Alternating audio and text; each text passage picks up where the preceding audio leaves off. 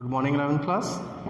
Now आपका जो topic running में चल रहा है अकाउंटिंग इक्वेशन, और हम टी एस ग्रेवाल का सॉल्यूशन करा रहे हैं। उसमें आज हम क्वेश्चन नंबर 12 की बात करते हैं, और ये टी एस ग्रेवाल है 2020 एडिशन है आपका। इसका पेज नंबर है 5.20, क्वेश्चन नंबर 12। आज हम इसका सॉल्यूशन करेंगे। आज आपको अकाउंटिंग इक्वेशन हम पीछे काफ़ी कुछ कर चुके हैं अकाउंटिंग इक्वेशन के अंदर, तो ये भी कुछ एडजस्टमेंट्स हमारी मिलती जुलती हैं इसमें।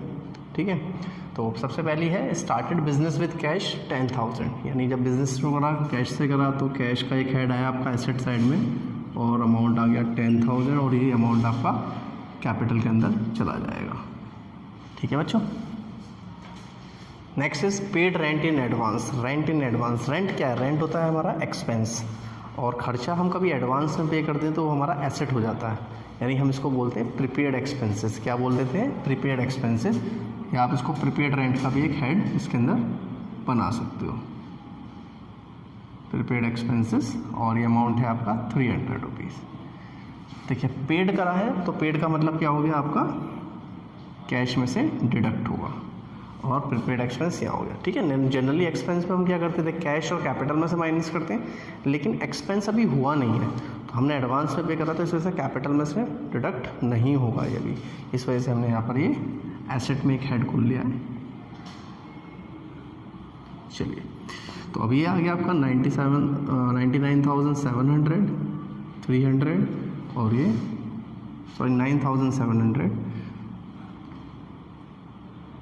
300, और ये 10,000।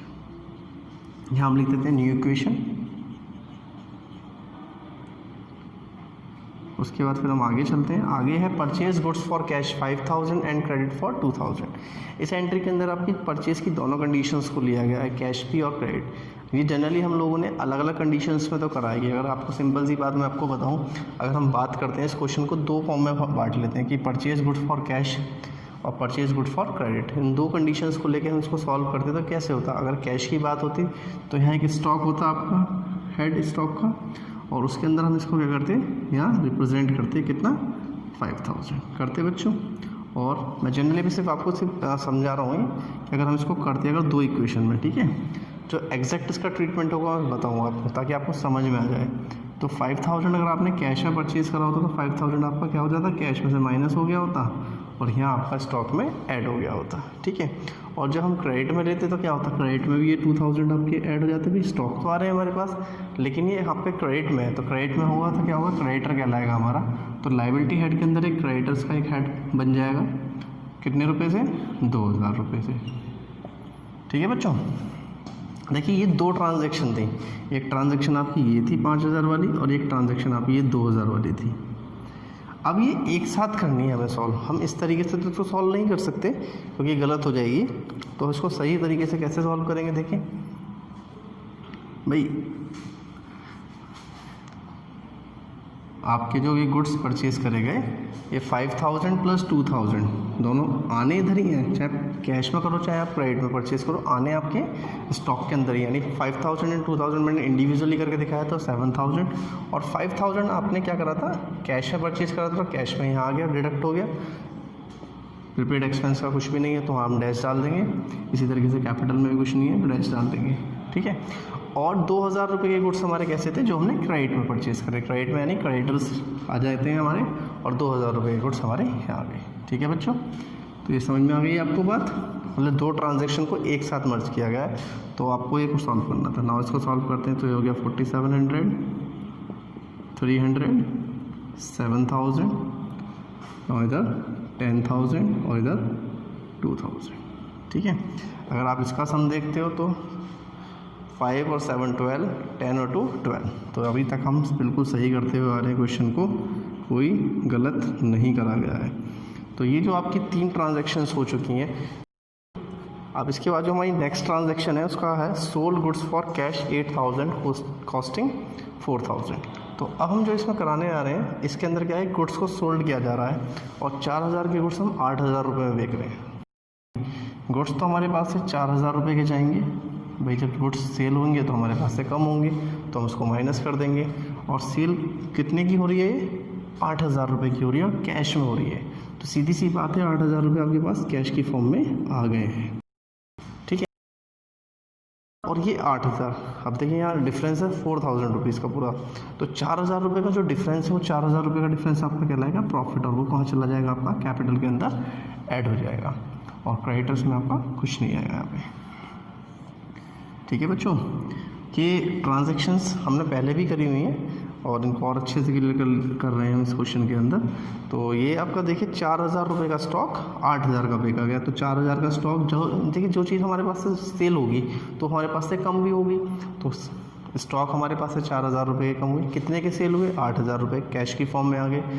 डिफरेंस यहाँ क्या है, 4,000 की चीज़ 8 में बिकी, यानी 4,000 रुपये का प्रॉफिट हो गया। प्रॉफिट कहाँ जाता है, आपका कैपिटल में ऐड हो जाता है। अब इसको बैलेंस कर लेते हैं। यहाँ 12,700, 300 और 3,000, 14,000 एंड 2,000। और यहाँ जाएगा आपका न्यू इक्वेशन।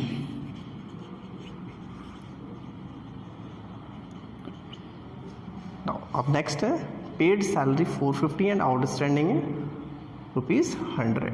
यानी अब यहाँ पे दो ट्रांजेक्शन्स को एक साथ शो करा जा रहा है। हम लोगों ने बेटा एंट्री क्या करते थे पेड सैलरी की। तो पेड सैलरी में क्या करते थे, देखो सैलरी एक एक्सपेंस है, सबसे पहले हमें समझना चाहिए कि ये एक्सपेंस है या इनकम है। जब सैलरी पेड की बात आ रही है तो आपके वो एक्सपेंस कहलाएगा। ठीक है, बहुत से एक्सपेंस ऐसे होंगे जो रिसीव हो रहे होंगे कभी आपको, तो आप वहाँ कंफ्यूज मत होना। जब वो रिसीव की बात आ गई तो इसका मतलब क्या है, वो आपकी इनकम हो जाती है। तो यहाँ जो बात आ रही है आपकी सैलरी पेड की बात आ रही है, और सैलरी पेड आपकी 450 है। तो इसी दो इक्वेशन है, मैं इंडिविजुअली करा के दिखाता हूँ, फिर इसको एक साथ करके दिखाएंगे हम आपको। तो पहले पेड सैलरी 450 अगर आपको दी होती तो आप क्या करते भाई, 450 आप कैश में से डिडक्ट कर देते और 450 हम क्या कर देते, कैपिटल में से डिडक्ट कर देते हैं। ठीक है, और outstanding salary 100 rupees. Outstanding salary अगर आपको 100 रुपीज़ दे रखी है तो हम क्या करते थे, आउटस्टैंडिंग सैलरी का मतलब salary due but not paid, यानी खर्चा तो हो गया अभी हमने दिया नहीं है। तो आउटस्टैंडिंग सैलरी हमारी लाइबिलिटी होती है, यहाँ पर एक हेड बनाया जाता है आउटस्टैंडिंग एक्सपेंसेस का या आउटस्टैंडिंग सैलरी का। तो ये आपका यहाँ आ जाता है भाई, आउटस्टैंडिंग सैलरी कितनी है 100 रुपीज़ की, और खर्चा हो चुका है इस वजह से तो क्या होता है, कैपिटल में से भी माइनस होती। यानी ये तो ट्रांजैक्शन आपकी इंडिविजुअल हमने अलग अलग ऐसे कराई हैं कि भाई अगर आपको सैलरी पे करी है तो कैश और कैपिटल में से डिडक्ट हो गई है, और आउटस्टैंडिंग सैलरी है तो वो आपकी क्या हुआ, कैपिटल में से डिडक्ट और आउटस्टैंडिंग एक्सपेंस का एक हेड बन गया है आपका लाइबिलिटी के अंदर।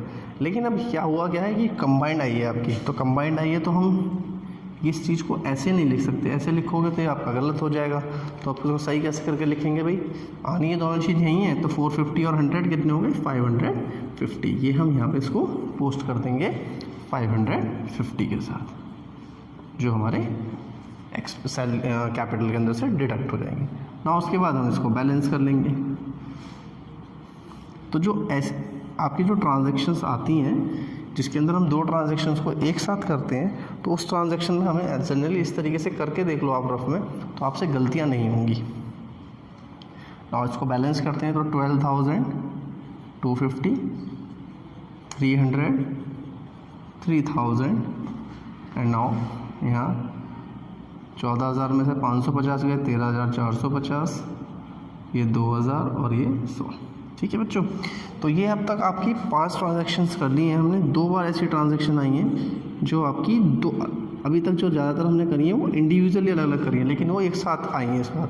तो उन्हें हमने किस तरीके से सॉल्व करा, एक तो था हमारा ये वाली purchase goods on cash on credit वाली, और एक थी paid salary and outstanding expense outstanding salary वाली। ठीक है, next is bought motorcycle for personal use 3,000। देखिए बच्चों, अगर ये खाली बॉट मोटरसाइकिल तक की बात होती तो बॉट मोटरसाइकिल का मतलब क्या होता कि आपने कोई एसेट परचेज करा है, लेकिन अब यहाँ पे जो बात आ गई है आपकी वो आई है आपकी पर्सनल यूज़ की बात आई है। और पर्सनल यूज़ का मतलब क्या होता है, जब भी पर्सनल यूज़ आएगा वो आपका क्या कहलाएगा, ड्राइंग कहलाएगा। तो अब ये आपको ध्यान रखना है कि जब अगर ये खाली यहाँ पर्सनल यूज़ वर्ड ना होता तो बॉट मोटरसाइकिल एक होती है आपकी एसेट परचेज की तरह, और एसेट परचेज में हम क्या करते हैं भाई, कैश में से डिडक्ट करते हैं और एक एसेट के अंदर एक एसेट का हेड बनता है आपका मशीन मोटरसाइकिल का, वो आपका हेड बन जाता है। लेकिन अब यहाँ क्या हुआ, ये पर्सनल यूज़ आ गया। जब पर्सनल यूज़ की बात आ गई तो यहाँ पे एसेट कंपनी का तो नहीं है, पर्सनली जो प्रोप्राइटर है उसका है, तो ये आपकी ड्राइंग कहलाएगी। और ड्राइंग का ट्रीटमेंट क्या होता है, कैश और कैपिटल में से वो डिडक्ट कर दी जाती है। तो ये आपकी डिडक्ट हो जाएगी कैश में से और इधर कैपिटल में से, दोनों में से आप इसको डिडक्ट कर दोगे 33,000 के साथ। ठीक है बच्चों, तो ध्यान रखना जब भी आपको आता है personal use, private use and domestic use, ये आपकी ड्राइंग कहलाती है। नाउ इसको हम बैलेंस कर लेंगे। यहाँ पे ये आया 9,250, 300 एंड देन 3,000, और यहाँ आया आपका ये 11,450, 2,000 और ये 100। इसका सम देख लेते हैं। इसका सम जो बैठ रहा है हमारा कितना बैठेगा भाई, 11,450 प्लस 2,000 यानी 13,450 एंड 100 यानी 13,550। और इधर देख लेते हैं हम आपका 9,250 प्लस 300 यानी 9,550 प्लस 3,000 यानी 12,550। तो क्वेश्चन नंबर 12 का सॉल्यूशन है बेटा ये आपका। और इसके अंदर जो सबसे जो 2-3 पॉइंट आपको नोट करने हैं इस क्वेश्चन के अंदर, वो आपके एक तो क्वेश्चन नंबर जो एडजस्टमेंट नंबर 3 है और एडजस्टमेंट नंबर 5 है, और एडजस्टमेंट नंबर 6 के अंदर ये पर्सनल यूज़ वाली, ये आपके लिए कुछ नई चीज़ें हैं। तो आप इसका ज़रा ध्यान रखेंगे इन चीज़ों को करते हुए क्वेश्चन को। ठीक है बच्चों, बाकी के क्वेश्चंस के साथ हम आपको अगली वीडियो के अंदर मिलेंगे। जब तक के लिए